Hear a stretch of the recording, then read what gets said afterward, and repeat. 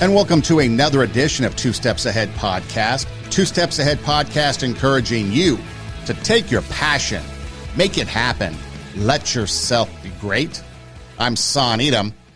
Coming up on the show, we're going to take a look at something that maybe we take for granted. Maybe we really don't know what it means to truly be this. And maybe your definition of what you look for in this has changed over the years. And that is the topic of friendship. Obviously, there are different layers to friendship. You might have a friend at work that's an acquaintance, maybe your work bestie, but maybe you don't do so much outside of work. Maybe you have your casual friends that you go out with and do things, maybe tailgate at a ball game, or maybe go hang out on a Friday night, get some pizza, some cold beverages. And then maybe there's those that are your best friend that you hold near and dear, that you tell your secrets to. And then maybe there's some levels in between. But over the years, the last few years, maybe 6, 7 years, the divide in this country, the divide in society on beliefs, on politics, on wokeness, and all these things, there has been a wedge that has been driven through the middle of society with people taking sides on different issues. And we saw it in the pandemic. And those sides that were taken, there was no crossing over. There was no bridge in that divide, in that gap. You either believed that you should do X, Y, Z or else. And if you didn't, and you did A, B, C instead, then these people thought you should die. And these people over here are like, no, wait a minute. We're just about choice. Did you lose some friendships over that? Did you realize that some people that were in your life were fake and false? Are there people in your life that are fake and false, that are there just to be disruptive? And so when I ask you, how would you define a friend? You probably have a definition or characteristics or traits or something that you look for in somebody to call a friend. If I was to ask you a best friend, what would that be like? And maybe you do. And then you're able to describe that person. So as we go through this, I looked at it from an academic point of view. Through academics, through, I guess, psychology a little bit. I looked in these different avenues of psychology, academics, kind of some spirituality, to kind of see what were some common traits when it comes to friendship. Because it might vary depending on which avenue you look for. But we also have to have a standard, a societal standard that says, kind of, this is what we're talking about, right? Because if we don't, then it could be anything. And so just to have some standards, I looked at a few things, and that's what we're going to go over. But before we get started, one of the things that came to mind most recently was this trial of and conviction of Danny Masterson from That 70s Show. So if you don't know, you can go look it up. But basically, he was accused and then convicted ultimately of raping women a number of years ago. The events occurred and recently went to trial, got convicted. It's going to spend 30 years to life in prison. During the trial, his wife, Bijou Phillips, I believe, said she was going to stick by him, and then 2 weeks after sentencing, she's opted for divorce. Irreconcilable differences and split. Wants him to pay, apparently, child support or alimony or whatever. The guy's net worth is maybe $8 million, so I'll let you read into that what you will. But with all this stuff going on, one of the things that came out was Ashton, Kutcher, and Mila Kunis, I believe that's how you say her name, they wrote letters of support asking for leniency for their friend, Danny Masterson. And they took a lot of heat and a lot of blowback for writing a letter of support for their friend. And I thought that was, it wasn't expected, or I should say it wasn't unexpected. You could say it was expected that they would get blowback because nobody, I don't think, really understands the meaning of friendship anymore, and that's why we're going to talk about it. But as I was thinking about it and mulling it over, sure, what he did was a terrible thing and needs to be held accountable for it, which he was, and now he's going to serve his time. But as a friend, for these two people to send letters of support, I thought that was okay. I had no problem with that. I didn't see, in fact, that's to be expected. Because, see, that's what society does. Society says your friends are there through thick and thin, but really, you're there for the good times. And when the hard times come, you bolt and you leave them behind. So Danny Masterson is going through a difficult time of his own doing. He's convicted. He's going to prison. His friends want to step up and do something. Maybe they know him as a different type of person. Maybe whatever they wrote in the letter was condemning of his actions, but maybe supporting who he is. However you want to look at it. And you might disagree with me and say they should never have done it. But as a true friend, and again, I go back to looking at it through an academic lens from what does academia says, what does psychology says, what does spirituality say about friendship. And one of the biggest things that comes up is loyalty. It's one of the top traits in friendship. Best friends are fiercely loyal and committed to you. They stand by your side through thick and thin, and there for you in good times and bad. And that's across the whole surface of friendship in all avenues that you look at. It is loyalty. And so here you have two people that then kind of backtracked and did whatever they did after the backlash, which I guess is what you do in Hollywood. But that's what they should have done as friends. They can put in their letters of support and leniency. Whether you agree with it or not, they are friends. Then the judge can determine whether or not they need to do what they need to do with that information. If I can bring it closer to home, there's a couple people, one in particular, something happened. He gets arrested. And to this day, I still don't really know because I've never asked the details of it. And part of it is because it doesn't matter.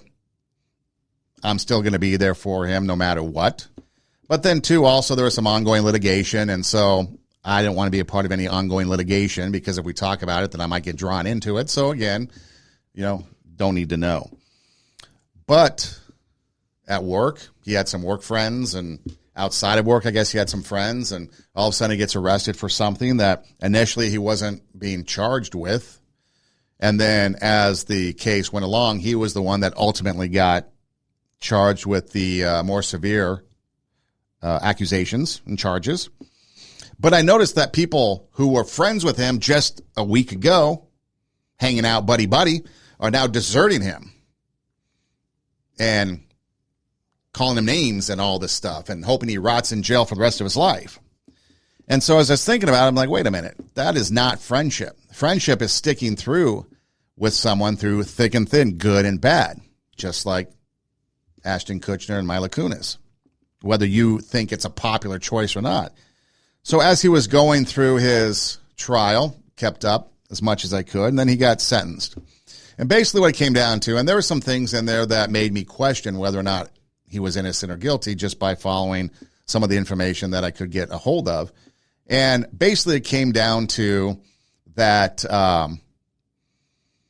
there are pictures, even though there's alternate theories as to what happened, there were some pictures that showed some pretty gruesome events. And basically his lawyer told him, regardless of anything, it doesn't matter, truth, not truth, nothing. You can have the most solid alternative case, evidence, and everything that says, I did not do this. This is what really happened. And it would not matter because the jury would look at pictures and that's all they'd see. So he's backed into a corner, facing many, many years, maybe a lifetime in prison, or maybe less with a plea agreement. So he took a plea agreement at the recommendation of his lawyers because his lawyers said as soon as these pictures are shown in court, you're done.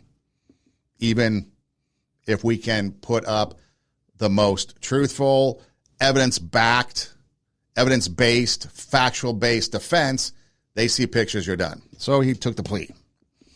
Went to prison for a number of years. And so during that time, I thought, okay, what can I do to help him out, to be there? Prison's far away. So, and visitation is only on the weekends.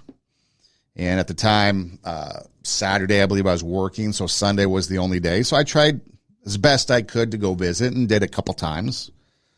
In hindsight, maybe I should have tried a little bit harder.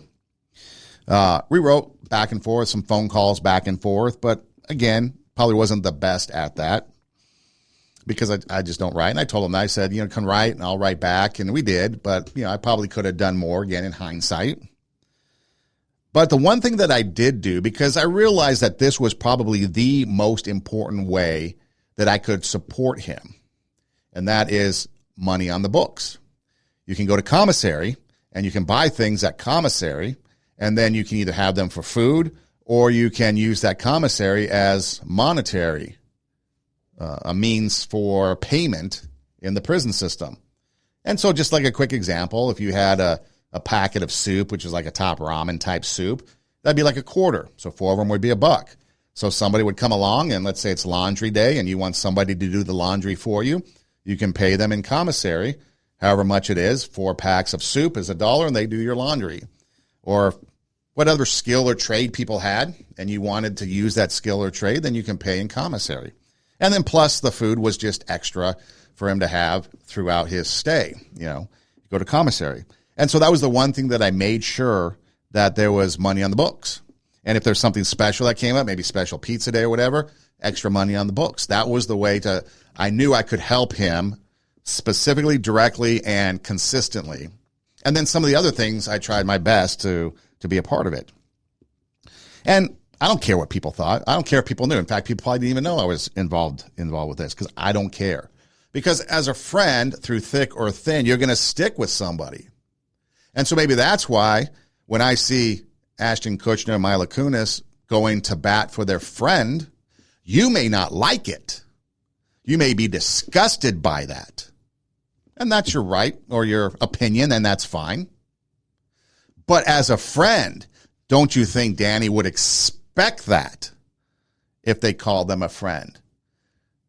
That's what the true measure of friendship is doing something counter, doing something in truth.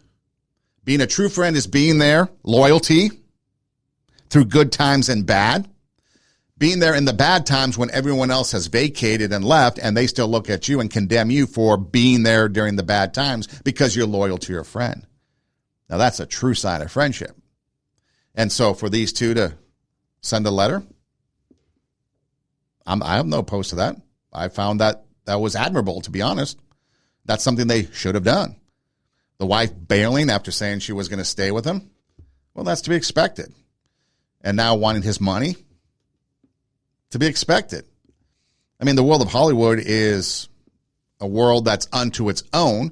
But yeah, she wanted a divorce to go live her life and wants his money. That's Hollywood. So again, loyalty is a big thing that comes of it. There was another time a student got in trouble, did something stupid, made a threat, got arrested for it, and I wrote a letter of support. Now, did I want him to get off of responsibility? No. But I realized that through my letter of support, he might get the appropriate help that he needed, because in the end, it turned out to be that, which we kind of suspected, or at least I kind of suspected, there were some mental health issues involved. And so instead of straight up prison, he was able to get mental health, which was appropriate. But again, all I did was submit what I felt I needed to do and let them, the judiciary system, take care of it. The judicial system take care of it. But that's not the norm. That's the opposite of that. People expect you to vacate somebody in the bad times. Where'd all my friends go? Money's gone. How many times have you seen all those celebrities and people that have the entourage around them when the money's flowing, but then when the money's gone, they split? Why? Because they weren't a true friend. They weren't loyal. They weren't fiercely loyal. And on my notes here, I have it divided into the different categories that I looked it up. And again, loyalty is everywhere throughout these lists. And you can just look at it. So if you're not being loyal to your friends, or your friend's not being loyal to you, true loyal, stay by your friend, especially in tough times, according to this list. Loyalty is the fundamental aspect of genuine friendship. Loyalty, top. If you're not being loyal to your friends, if they're not being loyal to you in the bad times, maybe they're not true friends. Something for you to decide. Another characteristic that was tops across the board in all the spectrums of academia, so to speak, was trust. Trustworthiness, being trusted. A best friend is someone you trust implicitly. You know you can rely on them to keep your secrets and confidences safe. You can count on them for their honesty and loyalty. Trust. If you can't trust somebody, how are they going to be a friend of yours? If you're going to tell them something and you don't want other people to know, you should be able to tell them. But if you can't, maybe you should reevaluate. Trust is a fundamental element of any true friendship. Friends rely on each other to have confidence that they can confide in one another without fear of betrayal. Take a look at all these shows on TV. I know it's TV, but maybe it's Big Brother or whatever. It's drama filled, right? Secrets being revealed. And then you have the I told you in confidence, and then the fight blows up. And you see this all the time. But you see a betrayal of confidence. There was a few times that I was kind of surprised. See, whenever I go into something, I always like a conversation with people, whatever. And maybe it's bad because I expect it, an expectation of this, but maybe that's how I've learned to kind of survive through this world that we live in now. But if I say something, if I'm having a conversation, I expect it to be told to other people. I'm not accusing anybody of doing bad things. That's my expectation. If someone comes and asks me, hey, what do you think about so-and-so? I expect whatever I say about so-and-so to get back to so-and-so through the grapevine. So what I'm going to say and what I'm going to share, I know I'm okay with saying and sharing because they're going to find out and it's going to get back to them, even though it's in confidence, right? How many times you say, don't tell anybody. And then they go and say, hey, they told me not to tell, but I can tell you. So as long as you don't tell anybody, well, confidence is betrayed. There's a lot of things people have told me that and take to my grave. But you have to have the trust of being able to share something in confidence, knowing that it's not going to get around. And unfortunately, I've experienced it, I'm sure you have too, where you're talking about something and then you hear, and of course it goes to the grapevine, so it's twisted and warped by the time they hear it. And so, it's been bastardized, so you have to set the record straight. But yeah, I said that and I know exactly what I said and it got twisted through that telephone game that you all play. But no. And what I said wasn't even that bad because I knew you were going to hear it. It's not like I'm talking or gossiping about you. And too many times you hear that. You hear somebody come up to you and say, hey, so-and-so's talking bad about you. And you thought they were a friend. They're talking about how something that you did was stupid and silly or whatever. And you're like, kind of shocking, kind of surprising. Are they still your friend? How do you deal with that? How do you deal with that when someone violates your confidence? To me, trust is always earned. Trust and respect is earned. Now, naturally, if you're dealing in life, whether it be work, whether it be a school, whether it be a social thing, social circles, there's automatically a little bit of trust that's given. You have to. I trust that, we're going to work together. I trust that, what I say, let's say if I'm in a position of being a producer and you're the host, that you're going to validate and see what I'm saying and trust me as to this is going to be a good show. We should move forward on this. If I go to the doctor, I'm going to trust, even though I might not know them because they're a new doctor, because your insurance changes all the time, and because unlike what Obama said, if you liked your doctor, you lost your doctor. So again, you meet somebody new, but you trust right away initially that what they say is going to be truthful, or you can trust what they say. So there's always a basic line of trust and respect that you give to people when you start something, a relationship. But true trust and true respect is only earned. And people don't understand that. People don't understand that when you earn my respect and you earn my trust, then that is something.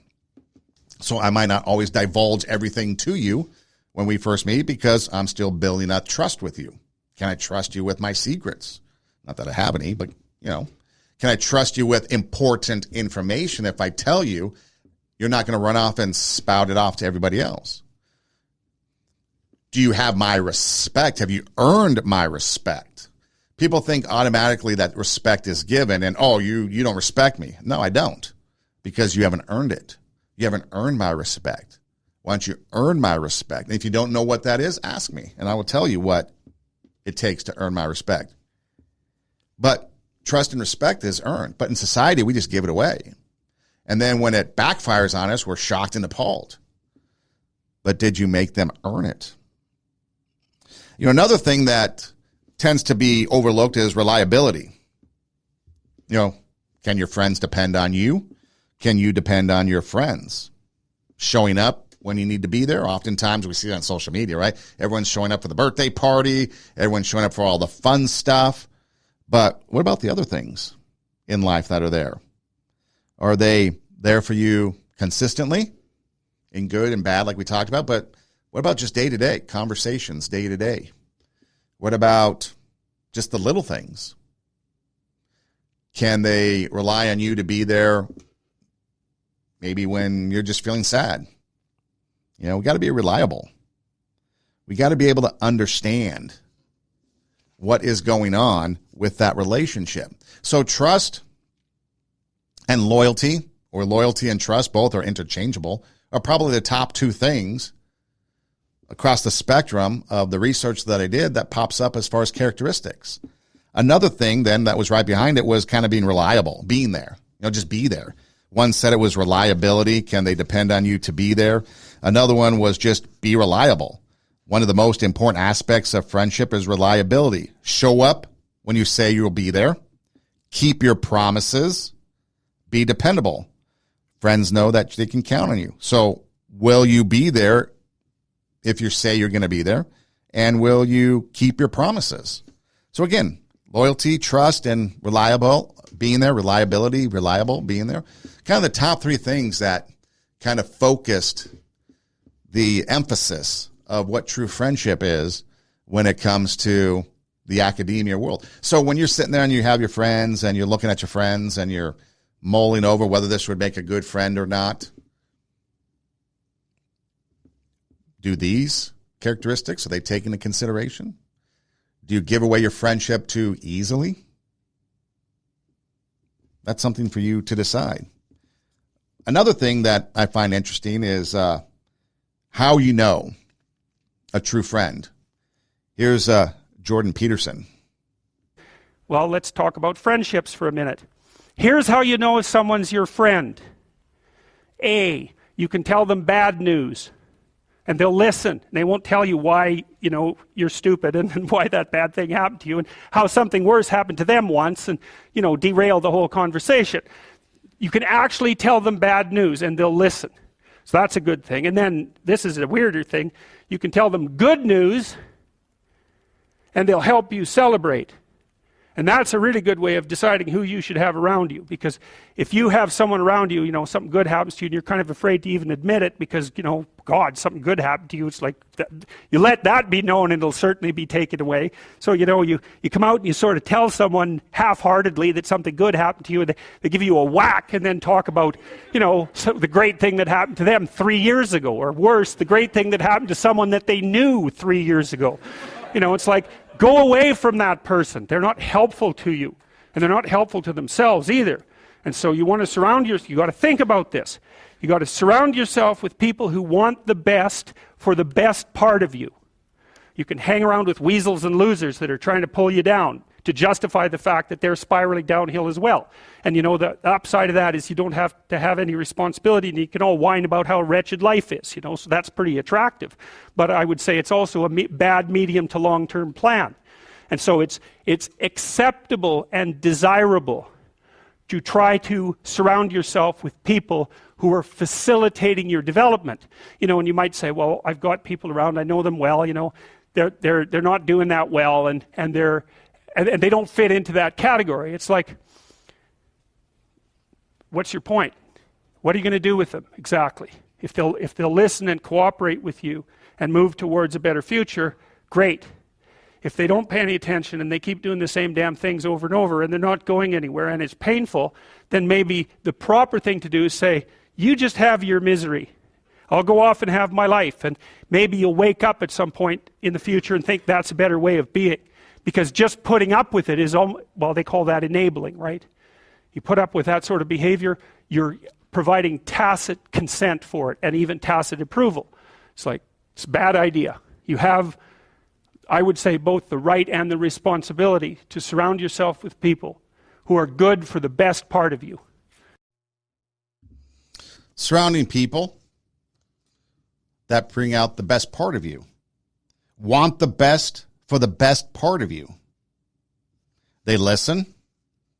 They value what you say. They celebrate with you. And they're not quick to dismiss. In this narcissistic society that we live in, how many times are you dealing with people that listen to what you say and they say, and then they try to one-up you, right? We try to one-up each other when it comes to some of these things. But just listening. How about the skill of listening? Listening, not hearing, there's a difference. But listening to somebody and then actually valuing what they say in the celebration of their accomplishments or understanding in the defeat of their pain. And just to be there for them. And that goes back to the trust, goes back to the loyalty, goes back to the reliability of just being there. One of the hardest things to deal with, obviously, is the loss of a friend, especially when it comes to death.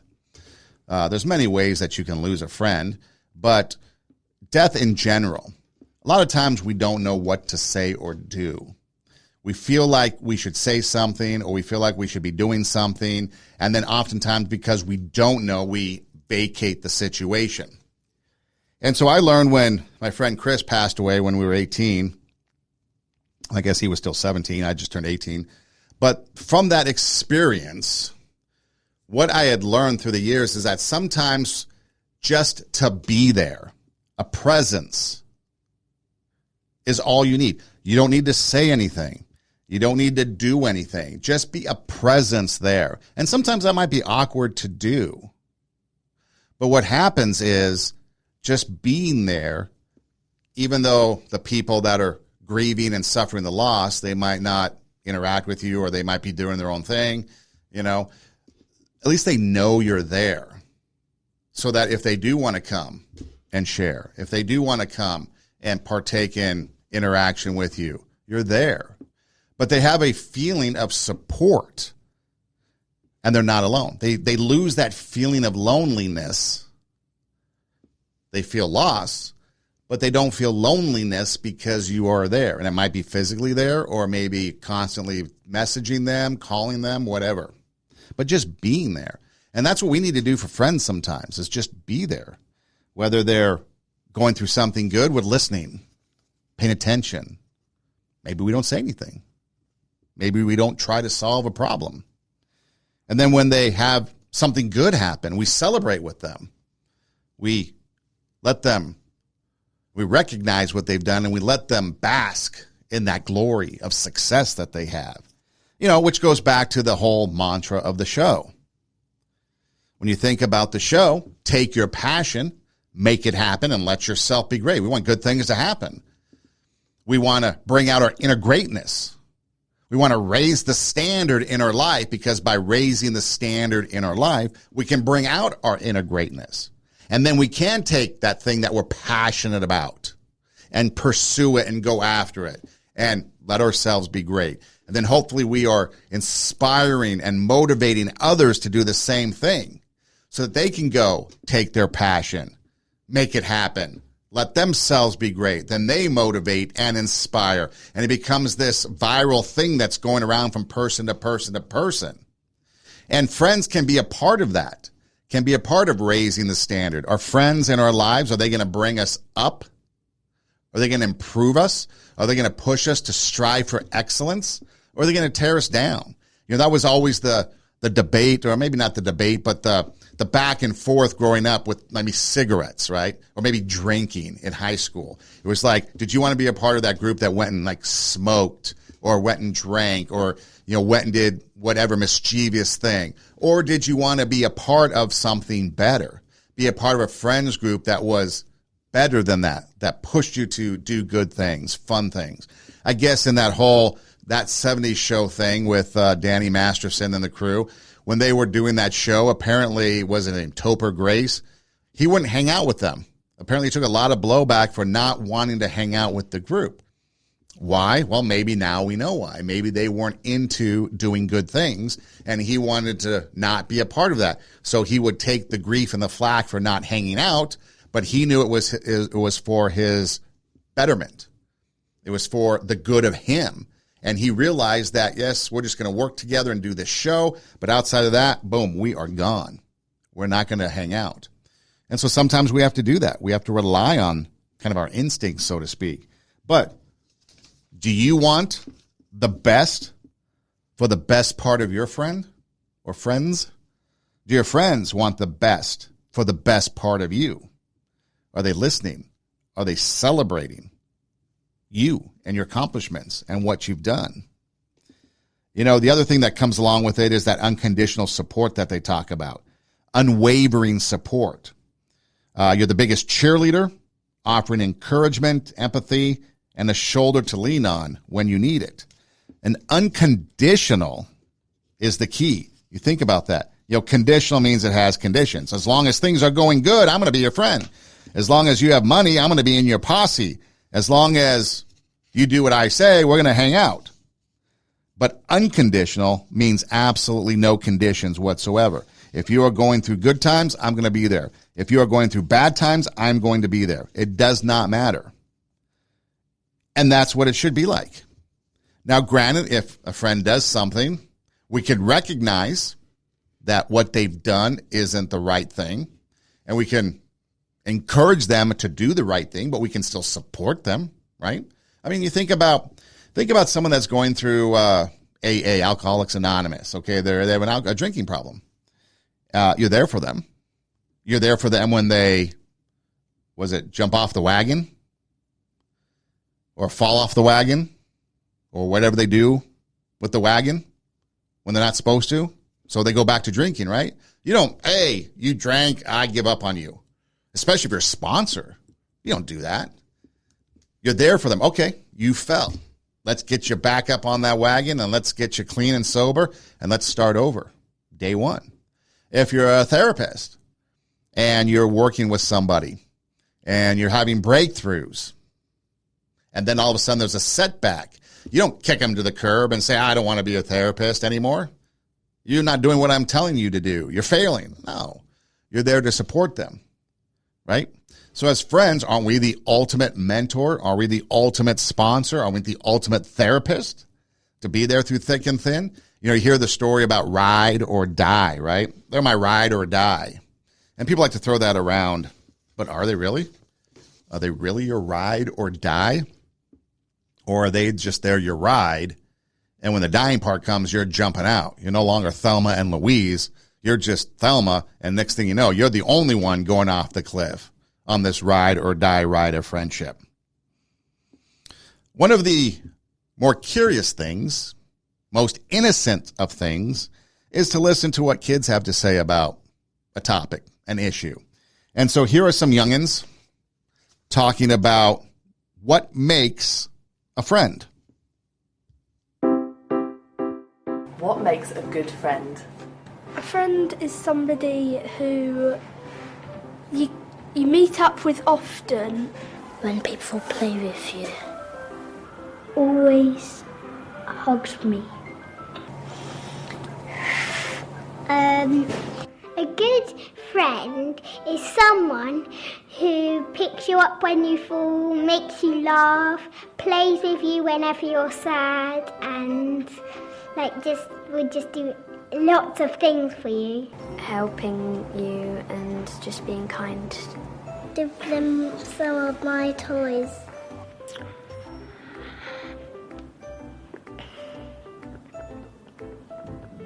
to be kind to each other and you don't argue.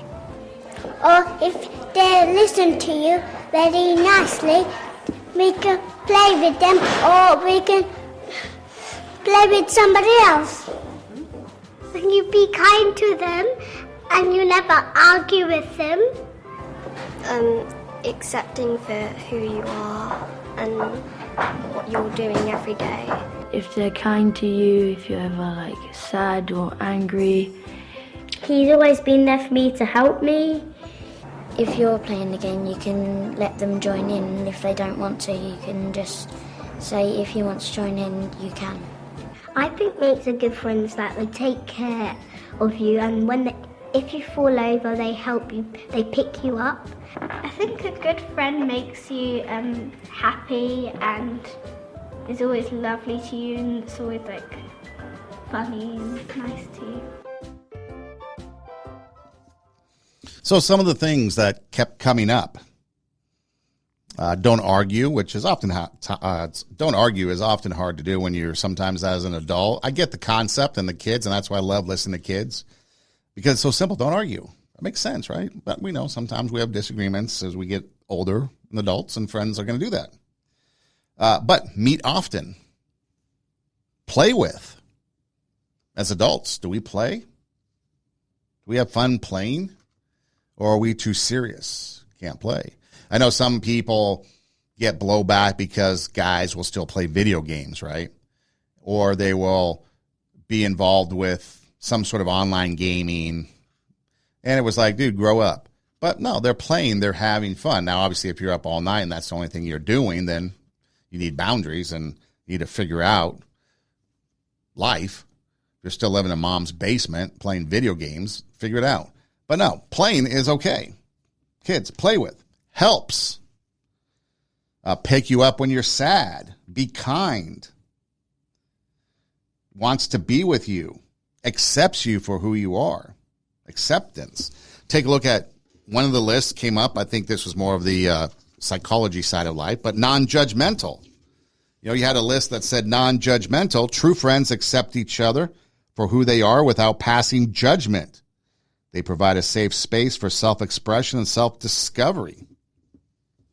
Yeah, so accepting them for who they are. Doesn't mean you have to get rid of your own values and morals because there might be things that your friends are involved with. Hopefully it's legal, consensual type stuff, but you might not totally agree with it, but you can still be friends, even though you disagree with things.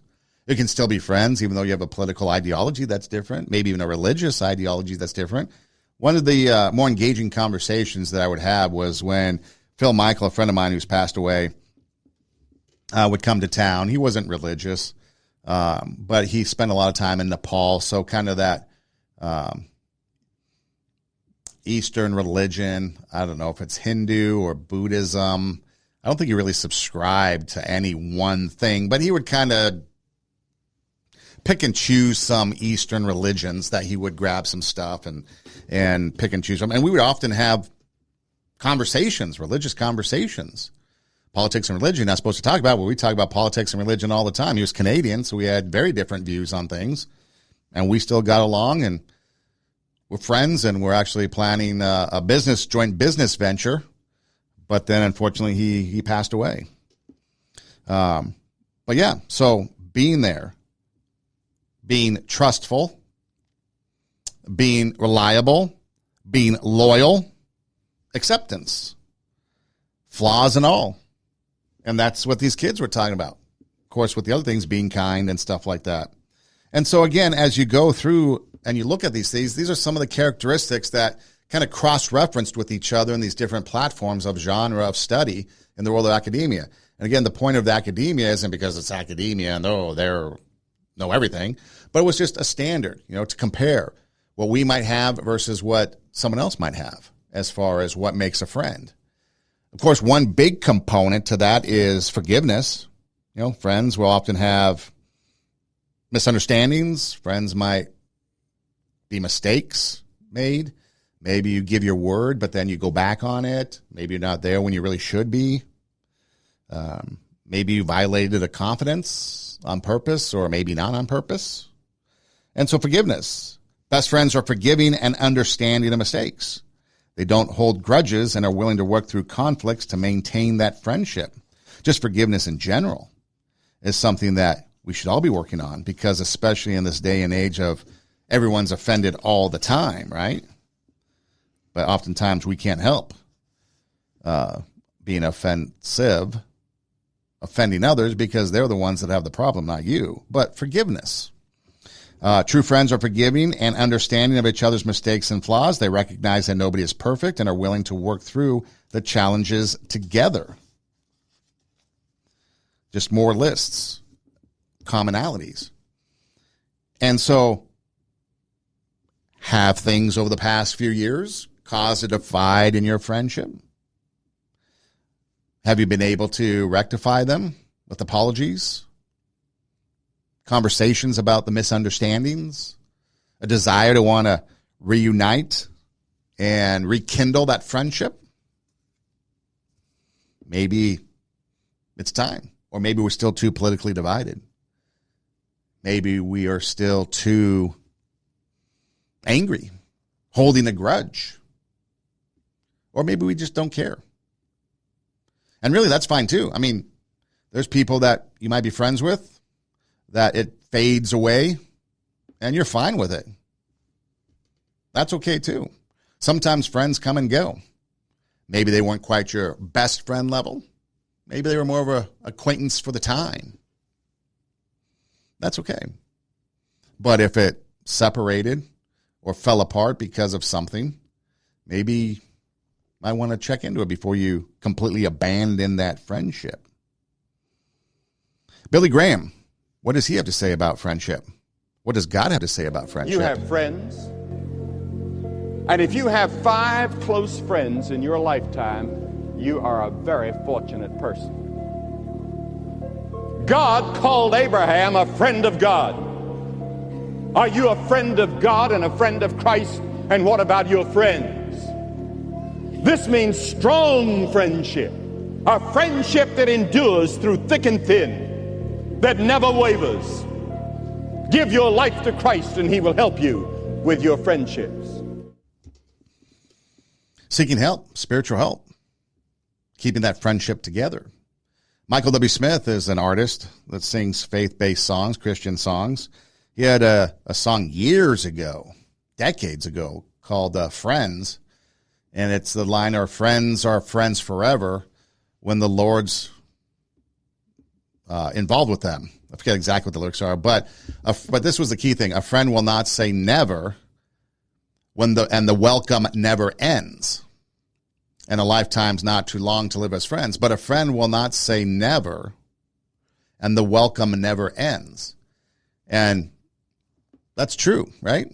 You're going to always be there. That line right there pretty much encapsulates what we're talking about. You're going to be there for them. Bon Jovi, their song Blood on Blood, talks about, if I get that call in the dead of the night, I'll be right by your side. How many of us will take that phone call? Probably have our phone on silence. But how many of us would take that phone call and then be there? Maybe jump on a plane because, distance is we've all spread out, and distance might be a part of the problem as to why we don't get together as often as we would like or as we should. But would you jump on that plane paying those high prices for the last minute plane trip to wherever across the country? It's a tough decision, right? But would we do it? True friend probably would. Slap that MasterCard or Visa down and make the trip. Or jump in that car, break every speed limit. No, don't do that. But you'd get there, right? So, yeah. So when we look through some of these things through the lens of what we're looking at here, how do you see friendship? How do you see your friends? Are you lonely to the point where you just want any type of friend? And so whether they're good for you or not good for you, maybe they're not so good for you, you're going to hold on to them because at least you have somebody. Because we all crave that interaction with other people. We all crave that communication, that relationship, that connection, that belonging. I mean, you think about that. You think about gangs. You know, it's about the brotherhood, a sense of belonging. You think about the military. It's a brotherhood. It's a sense of belonging. Very similar commonalities as far as traits as to why you're there. You're there for the person next to you. You're there for your brother. But the end result are two different things, in a way. One typically is looked upon as a good thing, military. Gangs, not so much. But it's the camaraderie. It's the brotherhood. It's the sense of belonging. That's what friendship is about for a lot of us. And then, of course, with that comes the fun, comes the memories, comes the good times, maybe the hard times, the bonding, the knowing somebody's there for you, the conversations. And so that's what we have. You know, there was a couple quotes I wanted to share about friendship from people. Jim Morrison of The Doors. He was quoted as saying, "A friend is someone who gives you total freedom to be yourself." Not going to put you in a box, say you need to live by societal standards in this box, right? Henry Ford. "My best friend is the one who brings out the best in me." He brings out the best. She brings out the best in you. What did Jordan Peterson say? "Wants the best for the best part of you." A theme. Bringing out the best for the best part of you. What about Bob Marley? "Truth is, everyone is going to hurt you. You just got to find the ones worth suffering for." A little different perspective on that. Are these friends worth suffering for? Are you worth suffering for? Am I worth suffering for? Helen Keller. If you don't know who Helen Keller is, I strongly recommend you look her up and do some research on her. She was someone who was both blind and deaf. And then with the help of a friend, someone that became a friend, a teacher, a mentor, and a friend, was able to then learn sign language and communicate. But she was living in a world of darkness, blind, deaf, and mute. What they used to say, blind, deaf, and dumb, couldn't talk, but now I guess it's mute. I would rather walk with a friend in the dark than alone in the light. And dark for her is completely different as far as the meaning goes than it does for us. We think absence of light. But she's in a world of her own, secluded, and then had a friend. What about Aristotle, that great thinker and philosopher? What is a friend? A single soul dwelling in two bodies. That's pretty profound. A single soul dwelling in two bodies. You ever find that person that you meet and right away you just connect? It's like you've known each other forever. Or you have that friend that you've been apart from for a number of years because of distance, and then you get back together and boom, you just start right where you left off. Single soul dwelling in two bodies. What about Muhammad Ali, the boxer, the great boxer? Friendship is the hardest thing in the world to explain. It's not something you learn in school, but if you haven't learned the meaning of friendship, you really haven't learned anything. That's pretty interesting. And that's, I think, the sum, to summarize what we think friendship is. We don't really learn what it is. We don't go through it like we are here on this podcast episode and say this is what friendship is. And this really, what we're going through isn't necessarily what friendship is. It's just maybe an example of what friendships are about, maybe some characteristics and qualities that are included in them. But yeah, we don't learn friendship. It just develops naturally. But if we don't learn about friendship and what that meaning is, and in fact, maybe that's more of what we're talking about here today. Instead of what is friendship, maybe we're actually talking about what is the meaning of friendship. And maybe the meaning of friendship is the loyalty, the reliability, the trust, the forgiveness, the acceptance. What did those kids say? Kindness, being there, meeting often, playing with, acceptance. Maybe that's the meaning of friendship. And maybe that's actually what we're talking about today instead of what is friendship, because can we learn friendship or is it just there? William Shakespeare, the wordsmith, poet. Words are easy like the wind. Faithful friends are hard to find. And I use some of these because it's through time. These are quotations from people through time. And when you look at it, pretty similar. Aristotle again, wishing to be friends is quick work, but friendship is a slow ripening fruit. So it takes time to develop true deep friendship because you go through things.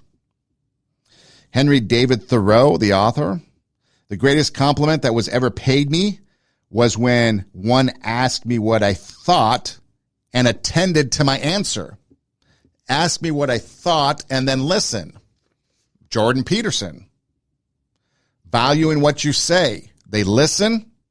And he talked about you tell them a success and they don't just slap you on the back and then cut in and say, oh, I have success too. But they listen and celebrate you. They want to know more. Henry David Thoreau, Jordan Peterson.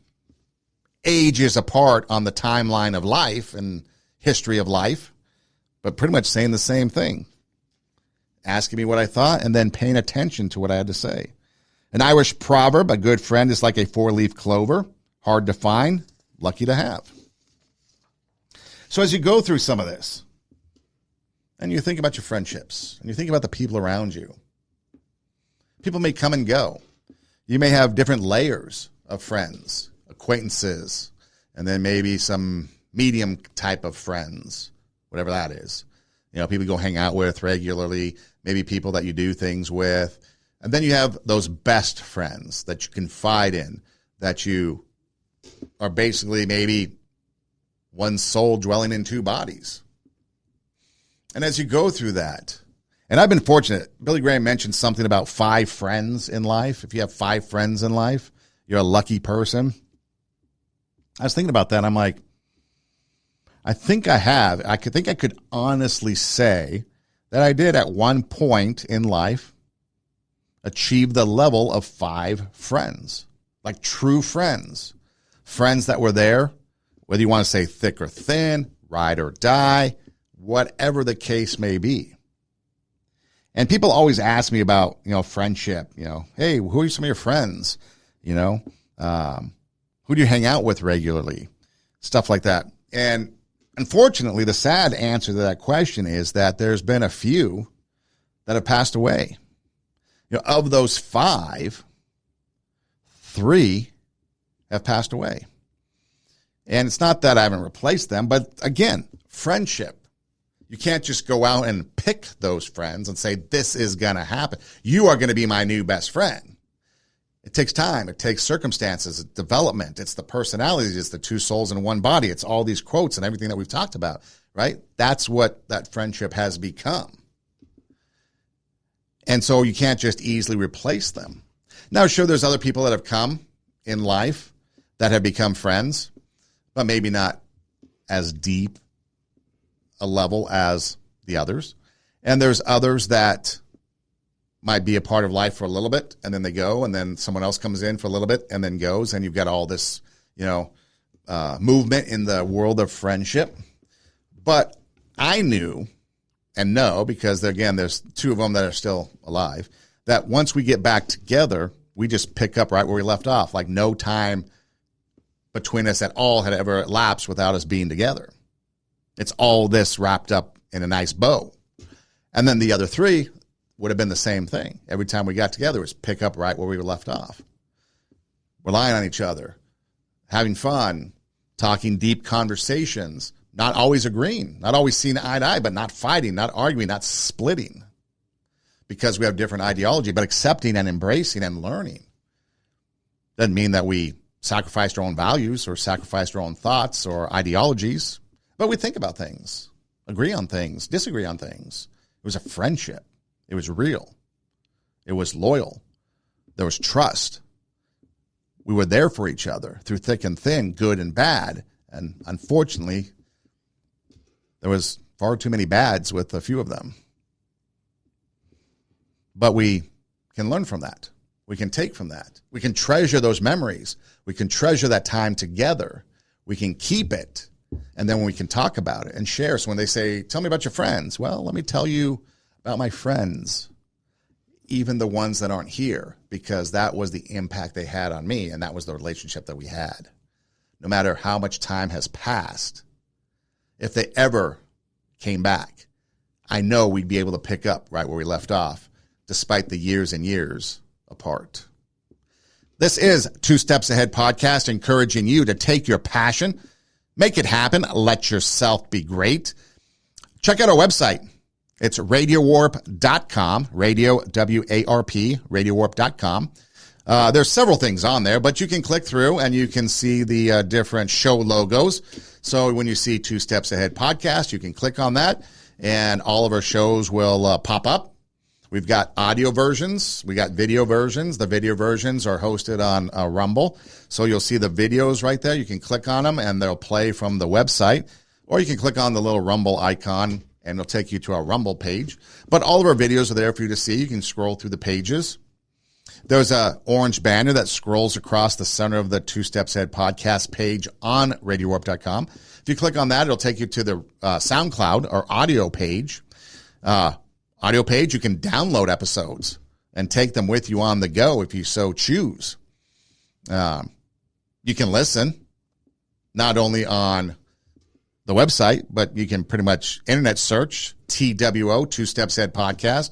We pop up. We're pretty much on any platform that you listen to podcasts on, Apple Podcasts, Google Podcasts, iHeartMedia, Spotify, Pandora. I mean, like I said, we're on all the platforms. Instagram, TWO, Two Steps Ahead podcast. My personal page, Edem Rocks, EIDEM, ROCKS. Post clips there of the show, full shows and clips of the shows as well. So it's pretty easy to find us, pretty accessible. We're just there. If you want to email the show, we talked about earlier, friends or any case, you need someone to reach out to. You need someone to ask a question, feedback on the show. I need help with something, but I don't know where to go, and I thought I would just try you. Whatever. There is no reason not to. If you want to reach out to the show, you can, and there is no reason not to. Well, maybe this isn't a good idea. It's kind of like that old adage, there's no such thing as a dumb question or no such thing as a bad question. There's no such thing as a dumb email. There's no such thing as a bad email. If you want to reach out, reach out. TWO, Two Steps Ahead podcast at gmail.com. Respond or send me something. I will respond. I'll respond. And if I have to kind of maybe refer you to something else because maybe it's of a more serious nature, I'll definitely do that. I know people that can help, even if I can't. So again, if you're kind of that person that I don't know where to turn, I don't know what to do, email TWO, Two Steps Ahead podcast at gmail.com. You can go to Instagram, direct message me. Again, TWO, Two Steps Ahead podcast. Facebook, we have a Two Steps Ahead podcast Facebook page. Or just internet search my name. I'm sure my stuff pops up. But yeah, here for you. Whatever you need. And if you just want to drop by, say hi, do that too. I can always use some new friends. This is Two Steps Ahead podcast, encouraging you to take your passion, make it happen, let yourself be great. I'm Son Edem. Hey, thanks for listening. Do tell a friend. And until next time, God bless.